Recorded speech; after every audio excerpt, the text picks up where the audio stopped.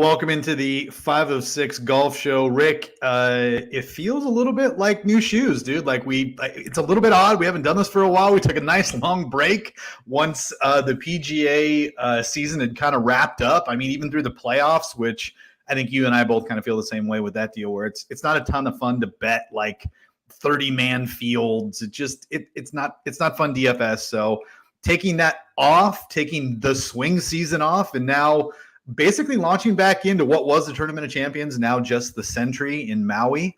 56-man field, 59-man field, but a good field. But it's good to be back, dude. How are you?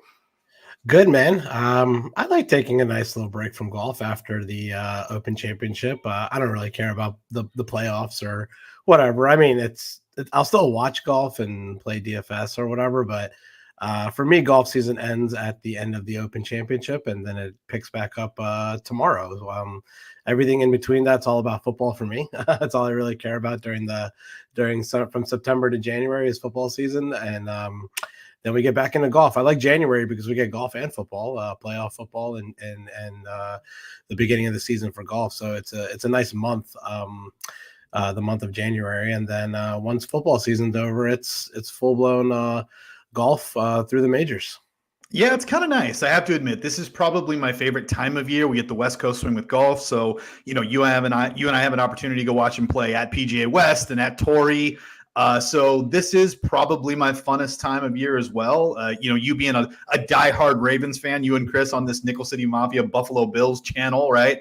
The Ravens are hands down the best team in the league going into the playoffs. So it'll be interesting to see how things shake out. Truth be told, I bet them.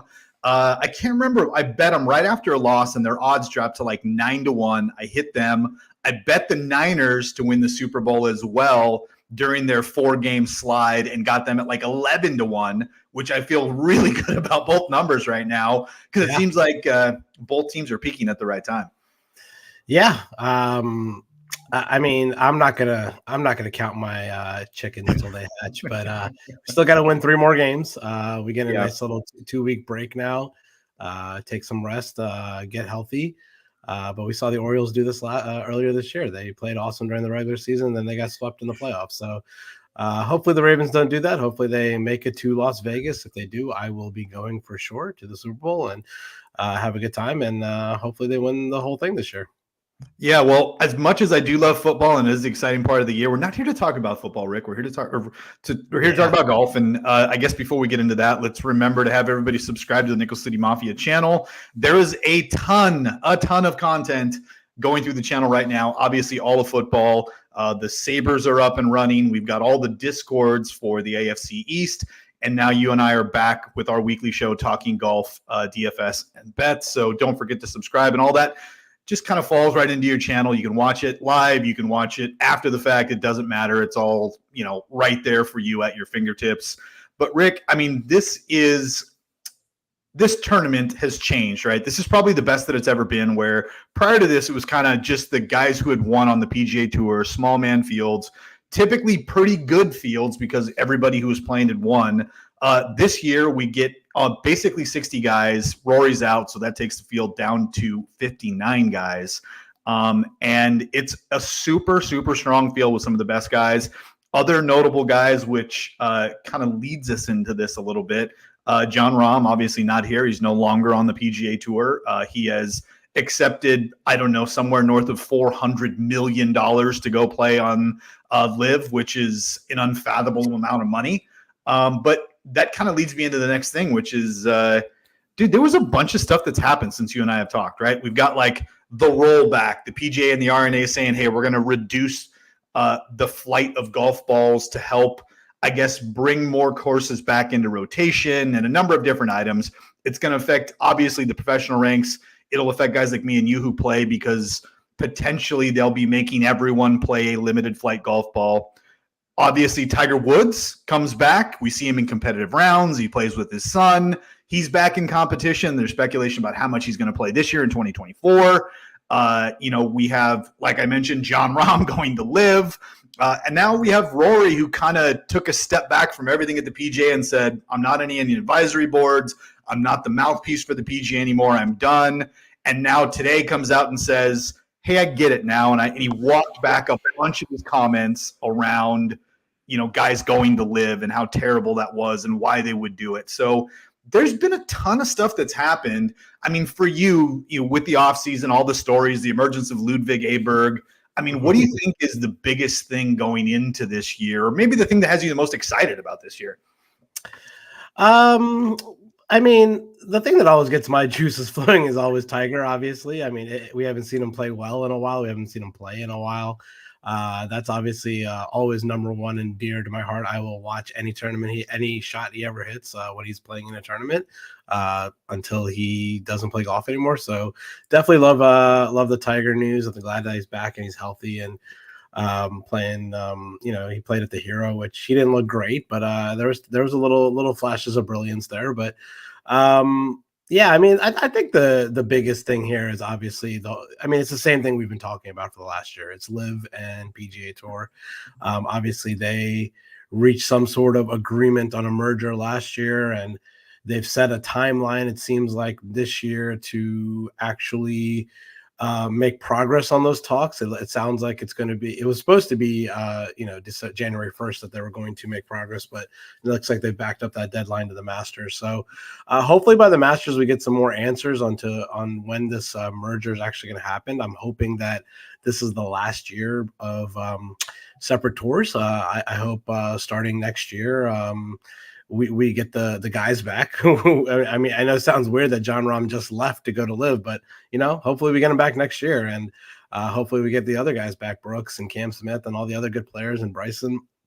But that's definitely the big story for me. Obviously, is Rahm going to Live. We don't get the the competitiveness of the three big names in golf of Rahm, Scheffler, and Rory. They don't get to play together this year except at the majors, and I'm gonna miss that. I'm not gonna lie. I really enjoyed watching those three guys battle it out during the elevated events last year, but it is what it is. It's golf. I'm gonna still watch it, and it's still competitive, and I still enjoy watching the guys play. And I think that's the big story for me heading into this season. I'm looking forward to a lot of these guys seeing if they're able to take the next step and win a major. Obviously, names like Victor Hovland and Max Homa. I can't believe we're saying Ludwig Aberg to win Alberg, or however you say his name, to win a major this year. But he's definitely in the conversation to win a major this year. So, these are the names that I'm looking forward to seeing playing this year. I'm gonna continue to not really watch Live Golf. I know Rahm's over there now. I know it's a fun product for some people to watch, but it's really not my thing. I love the PGA Tour. I love the courses they play on the PGA Tour, and I'm going to watch it week in and week out. Yeah, it's interesting. I think to unpack some of the things that you said there, but specifically the Live and PGA part, I think even with the deal potentially coming together before the Masters, the big thing for me is how does that impact like competition? Are both leagues going to fold together, and we're going to have these weird elevated events that are now part of Live, and then we have the regular PGA Tour stop events. Like, there's so much to get figured out, and obviously this year is not going to be impacted and potentially not even the next year, because if you look at some of the things that have been leaked, basically Live schedules out there for this year, and then for next year there are commitments, there are things that they've already signed on for. So we won't see any significant changes in terms of the players on Live or the PGA playing together over the next 2 years. Not an issue. I am somewhat intrigued to see what happens when the rollback starts to begin, which again isn't until potentially 2030 or whatever it is that they plan on doing that, which again seems like a stupid timetable to have out there. Like, oh yeah, we're going to do it in 5 years. But I think all of these things that are swirling around the PGA, even though some of it seems like bad news, if you're the PGA Tour, I feel like any news is good news. Like, if you can be part of the conversation in sports media, be on ESPN, or even regular news where they're talking about your league, even if it's controversial, I feel like that's good because it draws attention to the game. That's not necessarily to say like, it needs to be pro wrestling or anything like that. But I do think that the PGA Tour has been searching for ways to kind of connect with newer and younger people and trying to bring a larger audience to the game. And I think some of these conversations have started to cause people to pay attention to the PGA Tour. So I think that's good. For me, I think the biggest thing going into this year is I'm curious to see what happens to Rory McIlroy. And I say that because the dude was part of a total shitstorm all of last year with LIV. They threw him out there, and he basically was put on the cross multiple times during the course of the year by the media, by the PGA, and he willingly did it, right? He was that sacrificial lamb that's like, look, I'm going to speak up and say some things. And after he found out that behind his back, the PGA had gone to LIV and kind of structured this deal to kind of bring things together, he completely removed himself. He kind of was like, okay, I'm done with all the advisory stuff. So I'm curious to see if him not being a part of the structure of the PGA, having to be a mouthpiece, all of those things, if he can concentrate on just being Rory McIlroy and playing golf. And if that allows him to win a major, because I think it's been like almost 10 years since he's won a major championship. Yeah. So for him, I would love to see, even though Rory's been fantastic and he has continued to win, he hasn't been a relevant story in the majors, so I love to see that. And then both of our guy that we absolutely love, Victor Hovland, him and Max Homa are the two guys that I had kind of really earmarked coming out of last year that I think are ready to make that leap to replace is a strong word, but fill the gap or the void that's been created by a guy like Jon Rahm leaving. Both guys are extremely popular. Max Homa's one of the most followed social media stars for the PGA.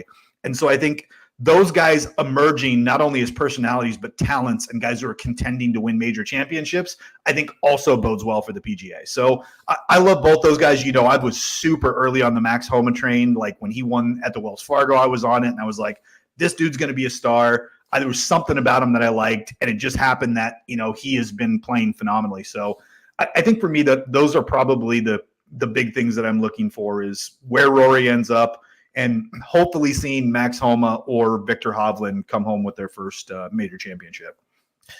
Yeah. I agree with you. I'm excited to see what happens with Rory this year. You didn't mention it, but he moved back to England or Ireland or Northern Ireland, wherever he lives overseas.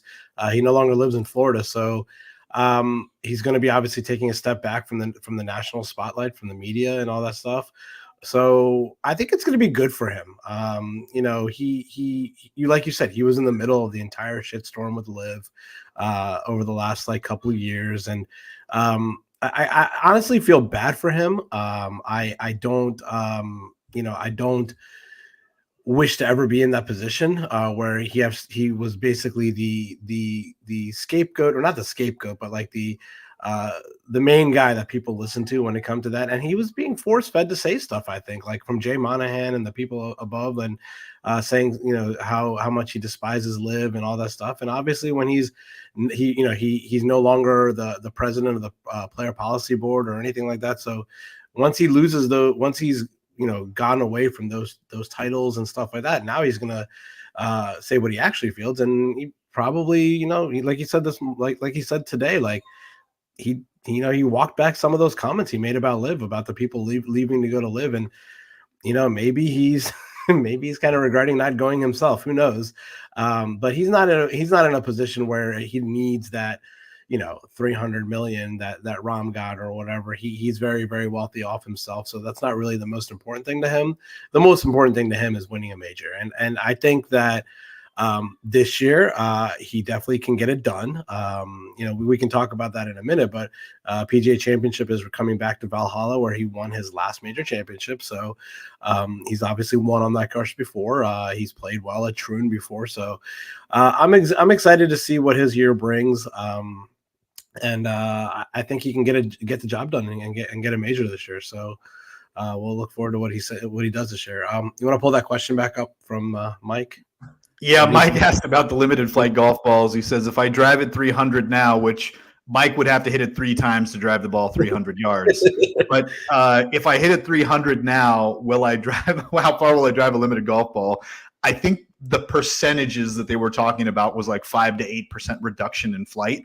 Yeah. So, you can do the math. If you're hitting the ball 300 yards, you're talking about a reduction of, 15 to 25 yards from where you are now, which it doesn't seem like a lot. But one of the comments that, Rory had made was the fact that there are a number of these courses where the guys were hitting the ball, 330, 340, 50 yards just consistently.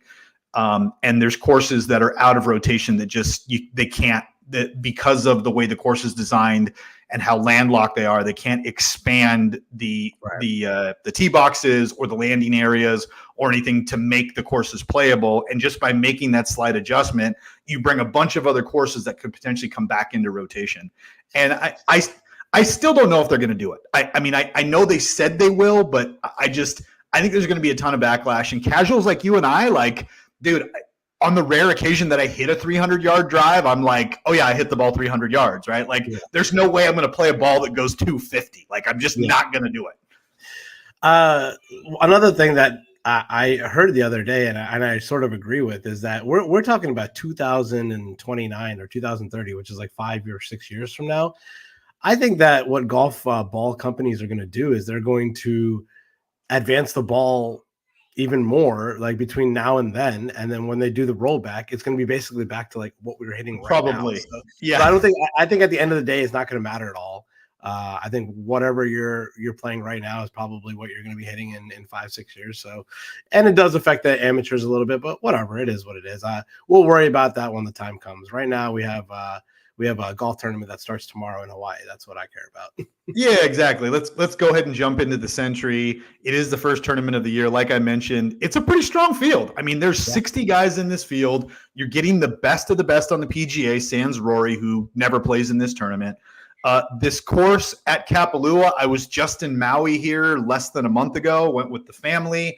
I played multiple times while I was out there. I did not play the plantation course, but I did play it's not the seaside course, I'm going to forget it, but I played the other one that's on the property, and I played Royal Kaanapali, which is another course down the road.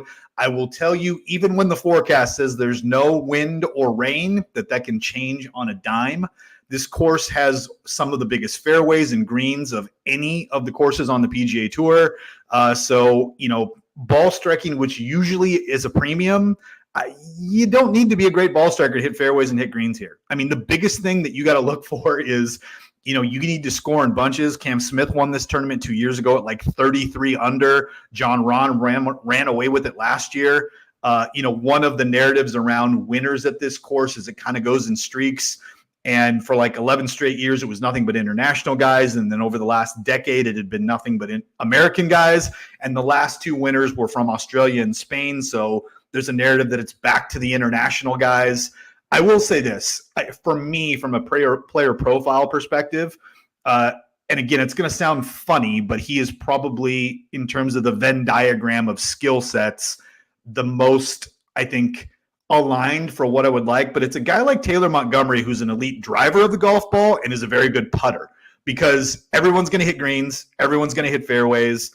And I think if you can mash the ball off the tee, that you're going to give yourself some great looks. Obviously, if you're good with wedges, that's going to help a ton. But I really do think it really comes down to proximity and putting. And if you can put the ball within, 20 feet of the pin and limit 3-putt opportunities, these greens are slow. Everyone's going to putt better. And so I think elite putting really helps a lot.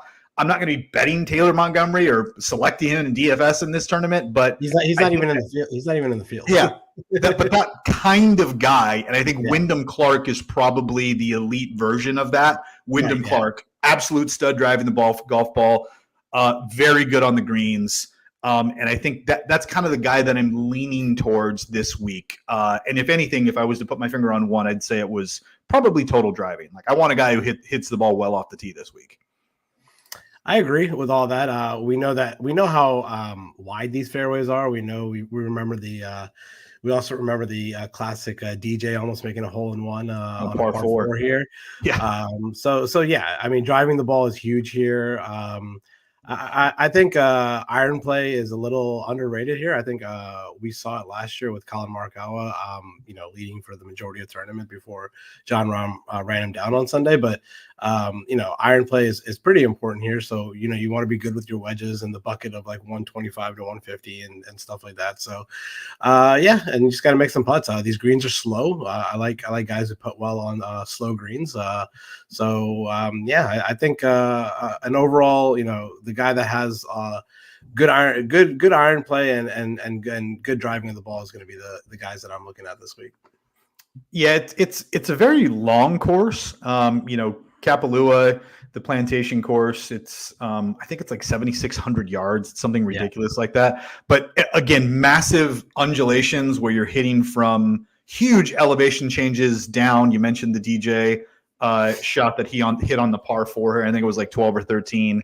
And so that yardage doesn't necessarily equate the same way that it would.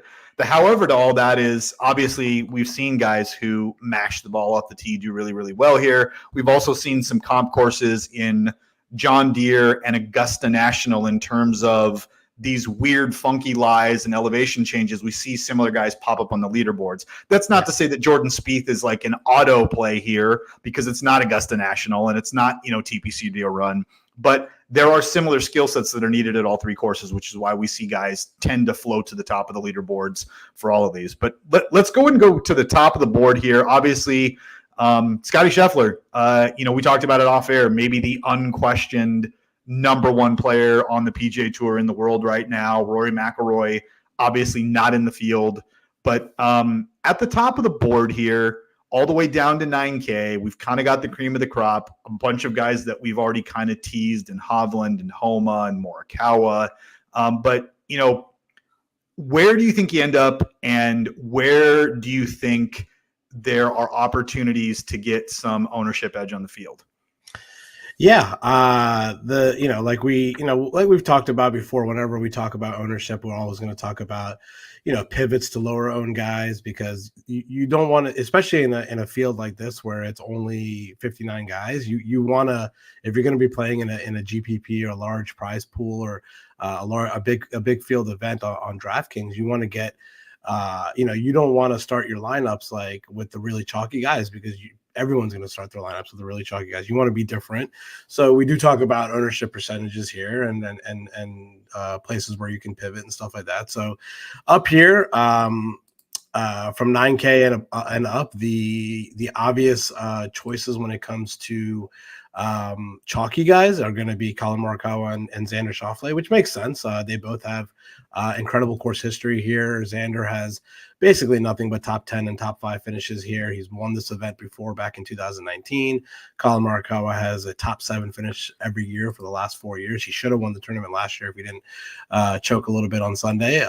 So those guys, Rahm absolutely went nuclear on Sunday to win this thing last year.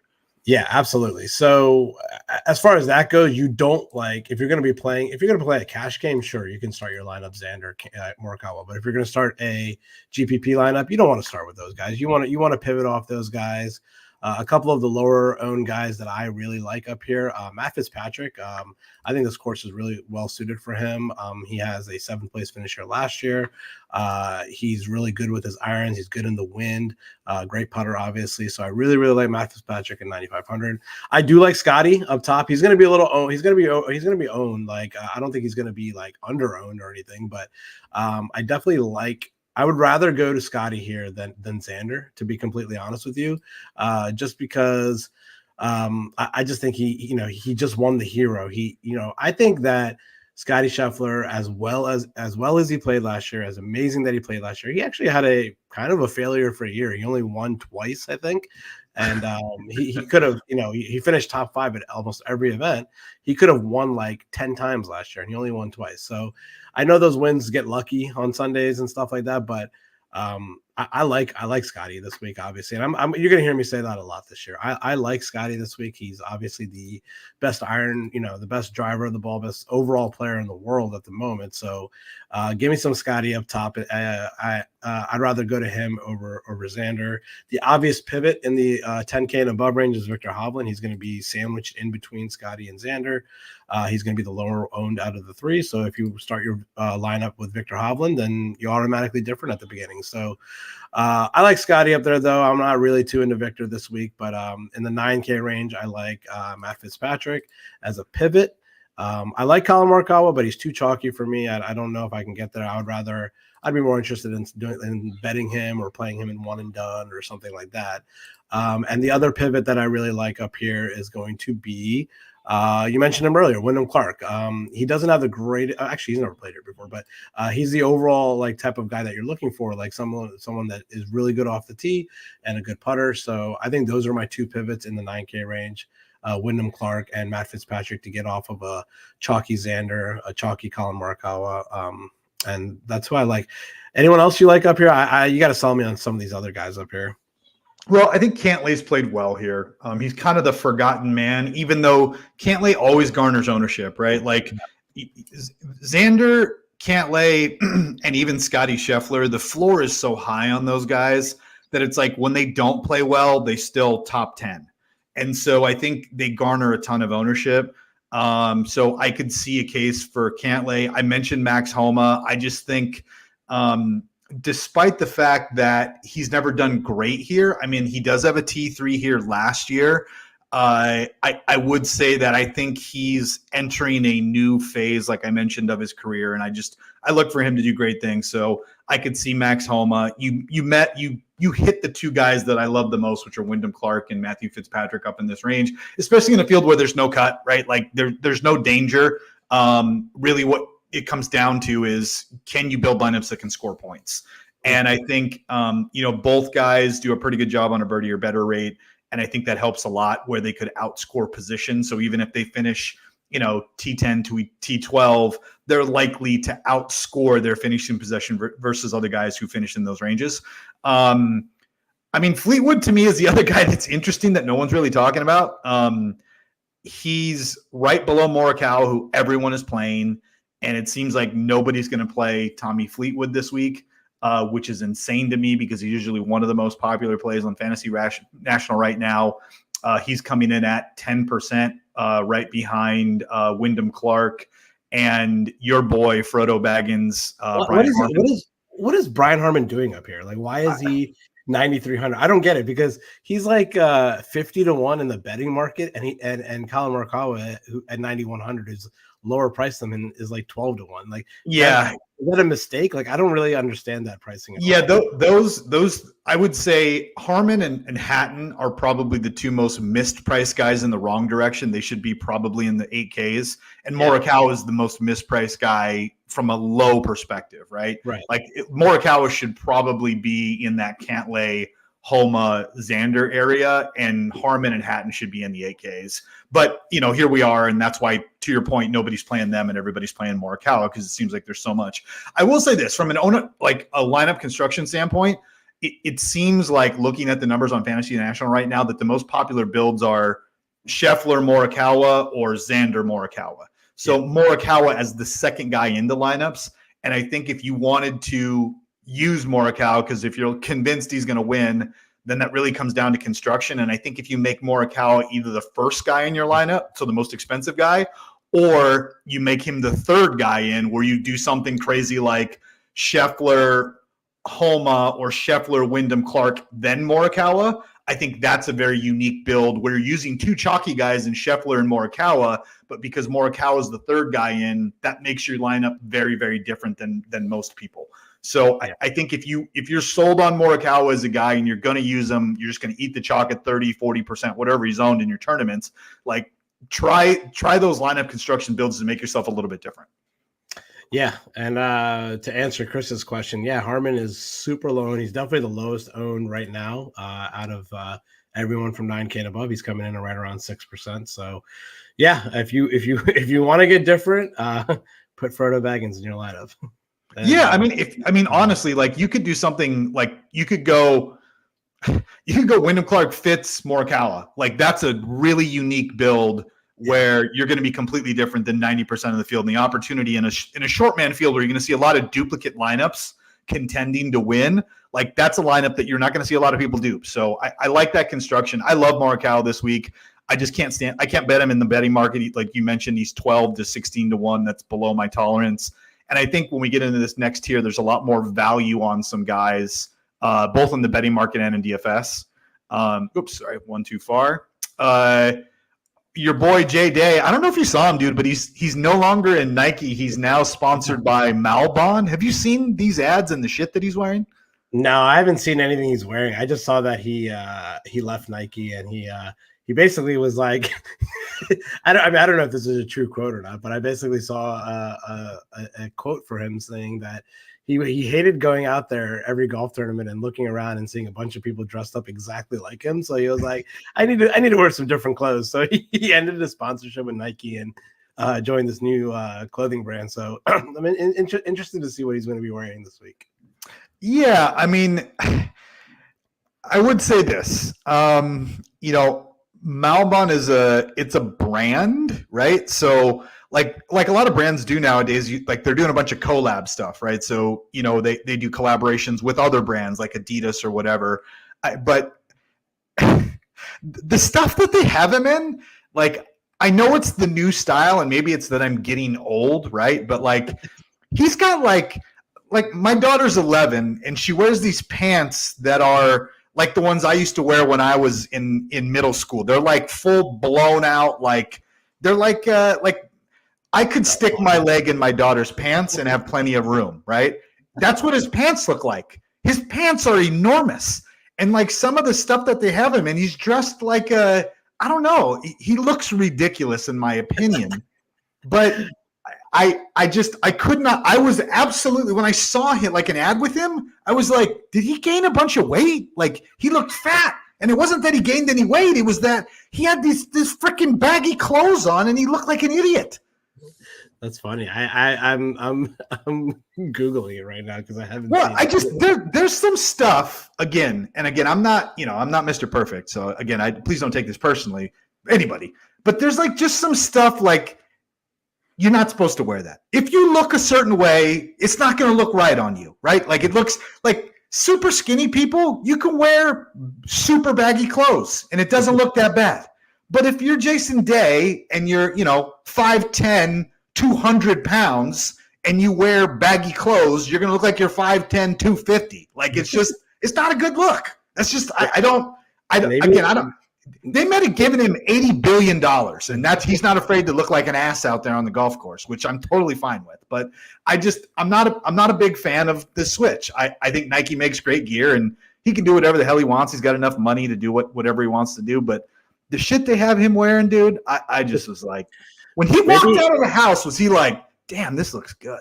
Because somebody needs to let that guy know he looks ridiculous. Maybe he just is showing off his dad bod or something. Maybe he has all these kids now and he's just a little fatty under there. He just doesn't want to wear tight clothes anymore. I don't know, man. I think I'm getting old. I think that's what it is. Anyways, this tier, some really good names. This is where I kind of ended up in the betting board for me, and where I think I'm going to end up doing a lot of plays on a DFS perspective, because I think there's a lot of value. I love Tom Kim. He's going to be super popular this week. I mentioned Jordan Spieth to you from a comp course perspective. He's won at all three courses here, Augusta, obviously, and at TPC Deer Run. Aberg, maybe the hottest guy on the planet in terms of golf right now. Everybody knows him, loves him. Fowler, Day, Finau. This is a great range. And I think there's an amazing case to just stay here and play all these guys. And be completely different than anybody else. But you're fading a lot of win equity above $9,000, which I wouldn't advise. But I mean, what do you like here in this range? Aberg. Yeah, of course. The most popular guy. Now he's the most popular guy in this range, and you can't deny his last, his finishes recently. It's a first, a 10th, a 13th, a second, a 10th. Played incredible at the Ryder Cup. Like, he's one of the hottest players on the planet. This seems like a course where he can just eat it up with his amazing off the tee game and iron play and putting. And like you have it right there. His form is number one in the field in your model. So I definitely like him. Tough to click him as a chalky piece in a lineup unless you're getting different elsewhere. But I definitely don't mind it. Obviously, he's going to be my favorite play in this range. But beyond that, if we're going to get a little different, I don't mind. I think we're going to get a little bit of a bounce back here from Cam Young at 8,300. I think this is a good course for him. He finished 13th here last year. We know how good he is off the tee.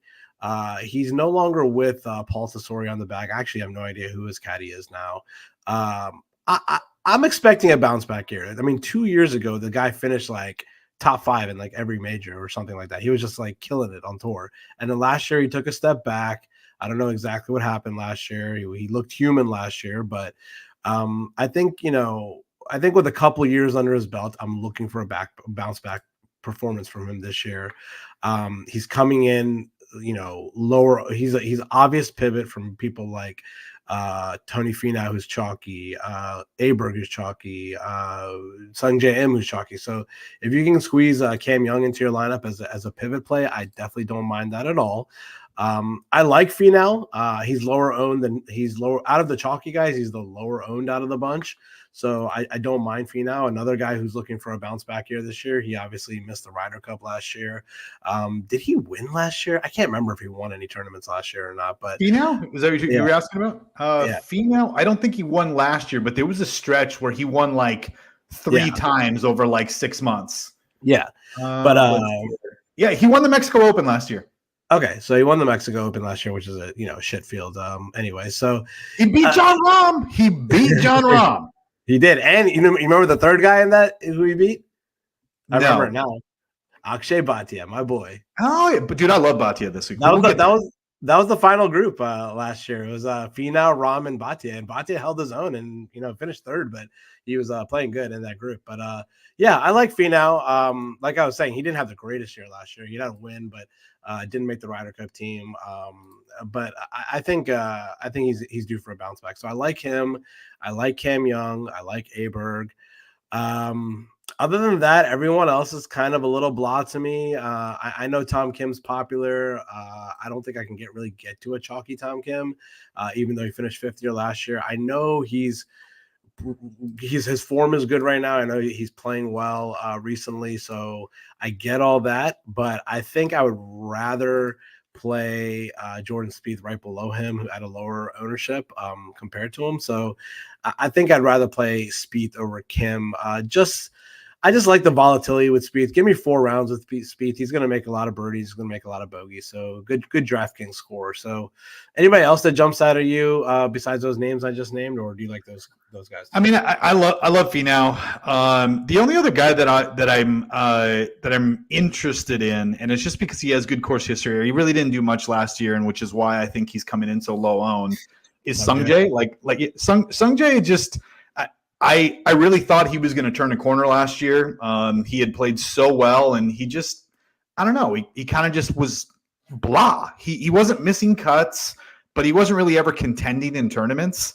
It felt like he kind of was a neutral all year. So I'm interested to see what happens with him. His ownership is not low. He's at like trending at like 15 to 20% this week, which is, it's not super high considering there's, half of a normal field here, but I do like Sungjae if you can get a discount on him. Hideki, man, Hideki has kind of become like an accuracy guy from being a distance guy, and he's been on tour for, a decade now, but the dude's like 28 years old. Like he's still super young. There's no way he's 28. Dude, he's like, I swear to you, he's like, I would bet my balls on it that he's less than 30 years old. Nah, he's 31. Okay, so I'm neutered, but that's fine. I was like, I'm there's pretty much no neutered way anyway. he's 28. He's been on tour. Dude, he's like, but he's young for like what, like I remember him playing against, like, you know, Kuchar, like when Kuchar was in his prime, and you know, Kuchar's like a couple years away from being on the senior tour. Anyways, Hideki, again, his profile should do well here. I don't know if I'm going to get there. Burns, who was just terrible last year, took a step backwards. No one's playing Burns again. If you really wanted to get different, play Burns. And I love the buy low recommendation on Cam Young. Like, I'm going to continue to be early and often on Cam Young because I think the profile is there. Yes, he did not have a good stretch the back half of last year, but I mean, I think that skill set is there, and we don't know the nuances. He's got a new caddy now, so maybe that helps. But I like Cam Young. But yeah, I would say if you're going to take a chance, if the guys at the bottom of this tier, Burns, Im, and Matsuyama, I probably like Im the best. But if you said I'm going to play some Hideki, I don't see a problem with that. Okay. I like the M call. I like Sanjay. He's number 2 overall in your model for a reason. Good course history. I like that call. I don't think I can get there with Hideki, but I definitely like the Sanjay M call. I can't get there with Burns either. I'd rather go to Sanjay or Cam Young there in that range. Yeah, I mean, you know, I just pulled it up here in Fantasy National, but you know, Sungjae's finish to the year, despite him being pretty terrible from basically the PGA Championship all the way through like the 3M, he was bad. He missed a bunch of cuts, didn't finish better than like 24th. Didn't he like go to Korea last year? Dude, didn't he get like COVID over there and then come back? So after that. So the only reason I know this is I have a really good buddy who, you know, MJ, that's from Korea. He sponsors a guy on the KPGA. Sungjae flies back for a buddy's wedding. There's a big Korean golf tournament. He plays in it. I can't remember if he won it or he lost it in a playoff. He won it. Yeah, I'm pretty sure he won it. Goes to the wedding, gets COVID, gets stuck over there, and then comes back and then plays like dog crap for a long period of time. But basically from the Wyndham, when the playoffs started, like 14th at Wyndham, 6th at the St. Jude, 7th at the BMW Championship. And again, I realize the BMW was, you know, whatever it was, 50 guys versus, you know, a regular field. But he started to round back into form.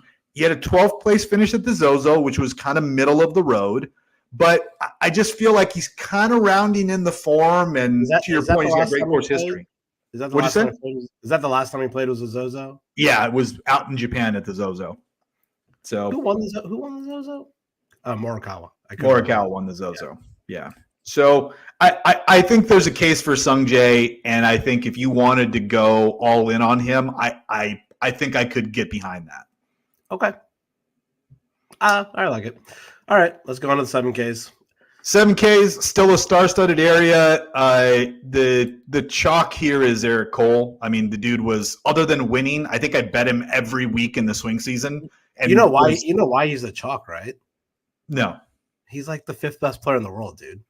He's not the 5th best player. Switch Eric Cole and Brian Harman on this pricing. 100%. Put Brian Harman at 7,400. Put Eric Cole up in the 9Ks. The dude is a machine. He made over 550 birdies last year in the season. He led the PGA Tour in birdies last year. His last like 5 tournaments are like a 3rd, a 2nd, a 3rd, a 4th, a 35th. Like the dude is incredible. Play him. I don't care how chalky it is. Put him in your lineup. He's going to make birdies. He's an awesome DFS play. That's my boy right there all year. I'm going to say it all year. He's my boy. I like Eric Cole. He's, 5'2", 87 pounds. But to your point, the dude is a ball striking machine. And specifically on Bermuda, but he did it on everything during the swing season. The dude is an absolute phenom putting as well, too. The problem with Eric Cole is he would have that one day that would basically set him back every single tournament. And it was just like, the one that he should have won was the one that Aberg ended up winning. Like, he dominated that tournament and then absolutely went flaccid on Sunday. and Aberg played great and won the tournament. So I agree with you. Like, he's fantastic. I think he's going to be super chalky, especially if they continue to price him down here at 7,400, rightfully so. Right above him, dude, Lucas Glover won twice last year. Like, I get it. He looks like he's 55. His wife beat his ass when he was terrible. I get all the reasons why you don't like Lucas Glover. But the numbers are the numbers. Like, he has played very, very well. No one's going to play Lucas Glover. And even Corey Connors right there too. Like, Corey Connors, ball striking freak, dude. Like, you want a guy that just, he's phenomenal in total driving. He's top 10 in tour in total driving. He's not the longest guy, but that, and then his approach is phenomenal. Like, Corey Connors. And if you're talking about slow greens, like, okay, Corey Connors, it seems like a good recipe. Justin Rose right above him. I just think there's so many options here. Mm-hmm. What I was trying to get around to, and I took a long blown out way of saying it, is Eric Cole's a great play. You should play Eric Cole if you want to, but if you don't want to be chalky, there are a million options down in this range with guys that have great value, the stats to back it up, and I think you can get different down in the 7K range. Yeah, absolutely. If you stay in this range, in the 7K range, if you stay away from Eric Cole, Cam Davis, and I guess maybe Russell Henley, you're gonna be different. All the other guys here are basically pivots off of those three guys. I like Cam Davis this week. I mean, his course history is pretty good. He had a, let's see here. What did he have? Where is he at? Oh, he had a 10th place here a couple of years ago. He's one of those guys that also makes a lot of birdies and has one of those days where he goes nuclear and shoots like 64, 63, and then comes back and shoots like 73 the next day. So I like Cam Davis, but he's a little too chalky for me. I like Harris English. I don't know why. Yeah, he won here a few years ago. I thought I met him a few weeks ago. I was playing golf in Sea Island, and I took a picture with who I thought was Harris English. I even posted on social media and tagged him. And then my friends were like, "Wait a minute, that's not Harris English. That's Hudson Swafford." I was like, "Shit!" I deleted the picture immediately. I felt bad. I still met a professional golfer, but he's on the LIV tour. Dude, I have to tell you, like, that exchange was hilarious because I clearly thought it was Harris English too, but I'm like, oh, there's Lucas Glover, right? Yeah. Like, that was the running joke in our text string. And it's funny that it was neither of them. It was actually Hudson Swafford that you met. Yeah. But I don't mind him this week. He's a nice pivot play, I think, a former winner here. Other than that, I don't know. Sahith, I don't mind. I think Sahith's going to be popular, dude. I really do. I think a lot of people like him. He's kind of Spieth-esque in terms of skill set, kind of wild with the driver, but pounds the ball. I think a lot of people are going to like Sahith this week too. I think Corey Connors is underpriced here. I agree. Why is he 7,500? That's a weird price for him. I think he should be a little bit higher. I think he should be 7,900 or maybe even like 8,000 in this field. The guy almost won. He almost won a major last year. He should have won the PGA if him and Brooks Koepka battled it out. No, was it the PGA? Yeah, the PGA, right? Yeah, it was the PGA. Yeah, it was Corey Connors versus Victor Hovland versus Brooks Koepka versus Michael Block on Sunday. Versus Michael Block. You know what? Good on Michael Block. I have to say this. Like, that was the story of the year from 2023. Block. It was, but I mean, again, like, I'm amazed at like how many people love like just shitting on Michael Block now. Like, he's like a joke, and I'm like, dude, the guy went from being he worked at a golf course, and if you've ever played that course, great course. Arroyo Trabuco, phenomenal course here in Southern California. Anyways, so I mean, if I was him, I'd be taking my 15 minutes and turning that into 2 hours, which is what he's doing. And I think that's why everybody has the problem is they're like, just go away. Like, you had your minute, just go away. And it's like, no, dude, I'm milking this for everything it's worth. So I have to say, good on you, Michael Block. Don't listen to the haters. I don't want to see you anymore, but good for you. Like, go get your paydays. Yeah, I agree. Any thoughts on Keegan or Sepp? I know you like those two guys.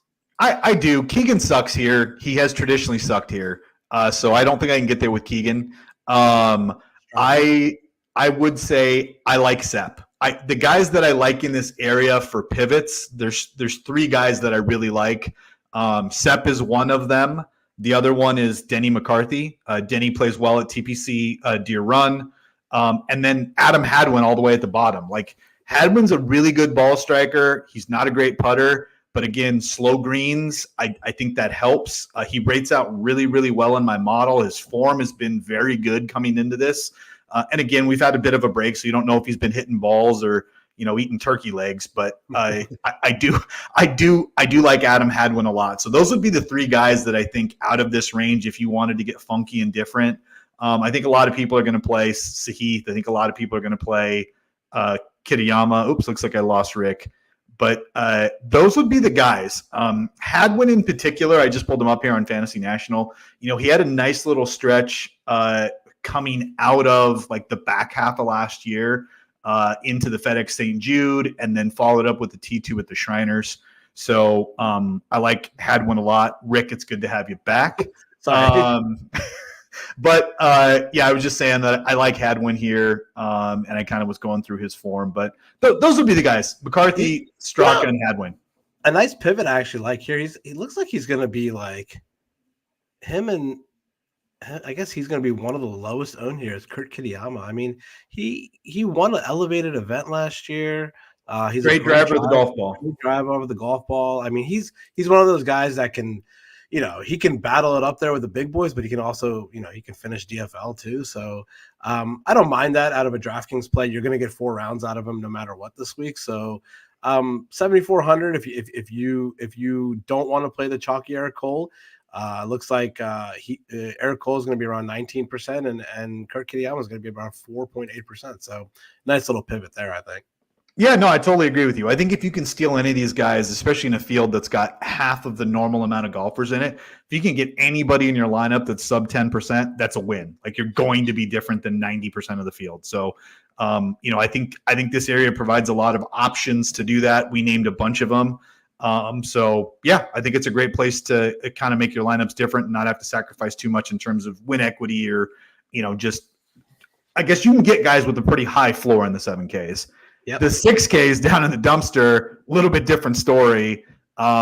This is where I don't think you need to be down here. There are some guys I like. You mentioned probably my favorite play, which is Bhatia. I love Akshay, absolute supreme master at driving the golf ball, has great distance, very, very good accuracy. So I love his ability. He's good with wedges. Where he struggles is putting. And if we're getting a course where you're going to have, gigantic greens that are going to be slow, that could potentially help a guy who's a shittier putter. So I love Akshay. I love Luke List for all the same reasons that I just mentioned, which is why he's also very, very chalky and popular. So I think for me, if I was to pick between the two, I'd take Bhatia because of the lower ownership. Yeah. I think I'm going to fade a chalky Luke List. I know he's third overall in your model. He's the highest owned guy here. It's a very obvious thing to fade him. If you want to round out your cash game lineup with him, that's fine. But I think I think overall, if you're ever going to, play DFS golf in the long term, if you have a chalky Luke List, you should probably always fade him, and you'll probably make out well. So yeah, I like the Bhatia call. Tom Hoagie's also a little popular down here, and I get it. He has nice course history here. I don't really know what he's been up to. It doesn't look like nothing great. I'll tell you what he's not been up to. He's not got his fucking teeth fixed. Dude, guys make billions of dollars. You're a dentist, Rick. Tell this guy to get his teeth fixed. It looks like, dude, pull up some pictures of this guy on the internet. Like, he's a college graduate. He has an attractive wife. Like, his grill looks like he got summer teeth. Some are here, some are there, some are facing in, some are facing out. Like, the dude's mouth is a puzzle. Like, I don't understand why he doesn't get that fixed. Yeah. A couple other names I like down here. I don't mind Chris Kirk at 6,800. I think that's a pretty good play. I played him a lot last year, so I don't mind. He's very consistent, and getting 4 rounds out of him is always a good thing. Vincent Norman, this guy has been love Norman. He was killing it last year. He hasn't never played this course obviously, but his form is pretty good. So I'm sure he's been practicing and hitting balls, so he should be good. And the last one I'll mention is EVR. He got his first PGA Tour win the swing season. So he got his win. He'll be on tour for the next couple of years for sure. Nice little pivot off of Luke List there at 6,300, I think. So I think that for me down here, Bhatia, EVR, Chris Kirk are nice little pivots. If you want to play the chalky Luke List, you can, but I wouldn't recommend it if you're playing a GPP. Yeah, no, I think List is easy to stay away from. And to your point, there's a bunch of options down here that you could pivot to. Ben On, I think, is going to be popular this week, but he's also, just an immaculate driver of the golf ball, terrible putter. But again, we've already kind of mentioned the green stuff over and over again. So I like him as well. And then I just got a thing for Lee Hodges. Like, I don't know what it is. Like, I kind of did a deeper dive on him. The birdie machine. Yeah, and that is exactly what I walked away from. One of the key things that we've seen from this course over and over and over again is you have to score. And dude, Lee Hodges is an absolute birdie and eagle machine. And no one's going to play him. He's pretty elite off the tee in terms of distance.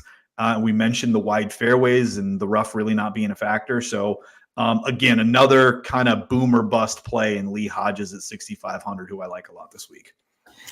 Yeah, I like it too. Camilo Villegas, he had to win this swing season. Good for him, man. I was happy about that. Yeah, he's one of those guys. I mean, dude, the guy lost a child and went through a lot of just stuff that nobody would wish on their worst enemy. So for him to play really, really well and get a win, like, again, to your point, hats off. Like, that's like the universe rewarding a good human being. So I would totally get on board with that piece. Yep, absolutely. We're doing a one and done this year. Yeah. I would tell people to go and click the link, but the thing is full. So so we'll talk about it, and we'll talk about one and done strategy. But yeah, you can't join our league. It's completely full, and that's probably my bad. I probably should have got more spots in it, but I think I was concerned about it not filling. And when it did, I was like, crap, I made a mistake. So yeah, next year. But we'll talk about one and done probably through the course of the year. But from that perspective, Rick, who do you like on the one and done side this week? I think it's too early in the year to worry about ownership and stuff like that. So Colin Morikawa is going to be the highest owned guy, I think, in one and done this week. Him and Xander are probably going to be the top two. So I don't mind burning one of them. This is a very, very high purse. So even if you want to burn somebody like Scotty Scheffler this week, I don't mind that either. Especially because I think this is the highest first place prize outside the players for the entire year. So there's no harm in burning a stud if you think they're going to win. If you think, Morikawa or Cantlay or Xander or Victor or Scheffler are going to win, don't worry about ownership when it comes to one and done. Pick the guys the first tournament of the year. You want to get a win on the first tournament of the year. So I'll probably play someone like Scotty or Colin Morikawa. I haven't really completely decided yet, but it's going to be one of those guys, I think. Yeah, I am going to play the guy who is number one in ball striking, number one off the tee, number one in approach, number one in around the greens, and number 54 in putting this week. And that would be Scotty Scheffler. I'm going to play him this week as my one and done. In my other one and done spot, I'm decided I'm going to take a completely different strategy. I'm going to play the ownership game all the way through. I'm just going to take the guy who is on the odds board or the DFS salary board, the top 10 guy who is the lowest owned, and play that guy as in one and done every single week, and just hope that I can continually beat the field who's going to be playing the chalkier guys. So that guy this week, Brian Harman, not Brian Harman, because he's not top 10 on the betting board, but Matthew Fitzpatrick. Fitz is like 8 or 9 on the board, and he's coming in at like, sub 12% ownership. So in my other one and done league where I'm deploying that strategy, it'll be Scheffler and Fitz for me this week in my 2 one and dones. Yeah, I don't mind Cantlay too. I don't think he's going to be too high owned in one and done this week. So I definitely don't mind that. Yeah, good call on Fitz. I like that. Yeah, Appreciate that. Well, Well, we'll give a week to week. I think we can give like a little bit of like a leaderboard update. You know more of these guys than I do, but if me or Chris or you are popping up there in the top of the leaderboard, we'll mention it. We'll mention the guys that hit a winner last week, the previous week. So we'll talk about it. We'll give you guys some shout outs out there. yeah, I think we've got now north of 30, 40 guys playing in this thing. So I think it's kind of fun, and it's good Discord. We have a massive text string with roughly half of the guys. So I'll get everybody on a text string, and we'll talk some shit back and forth. And to your point, we'll mention it on the show. And I think it'll be good. I think the one and done strategy, there's more people doing one and dones this year. And so I think that is still a highly ignored part. There are other platforms other than DraftKings that are offering similar kind of weekly one and done things. So from a strategy perspective, we'll touch on that a little bit. But good first show, Rick. I appreciate it, man. We went through, again, an hour. It's like, I swear, no matter what we do to try to be under an hour, it's like always an hour. But appreciate you being available. We'll be back next week for the Sony. Yeah, pro tip, if he's in the field, play Russell Henley. Like, he just continues to win or come close every single time. But we'll be back next week. You can follow Rick at Riku Mukherjee on Instagram and Twitter. I guess not Twitter, it's X. X. You can follow me at the 506 Apologist, but appreciate it. Appreciate everybody who logged in and asked questions. Don't forget to sign up and subscribe to the Nicholson and Mafia channel. Join the Discord, which will be spinning back up eventually here. All of those links will be down in the description. Thank you very much, Mr. T. And have a good night. Rick, thanks again, man. Good talking with you. You too, man. Take care.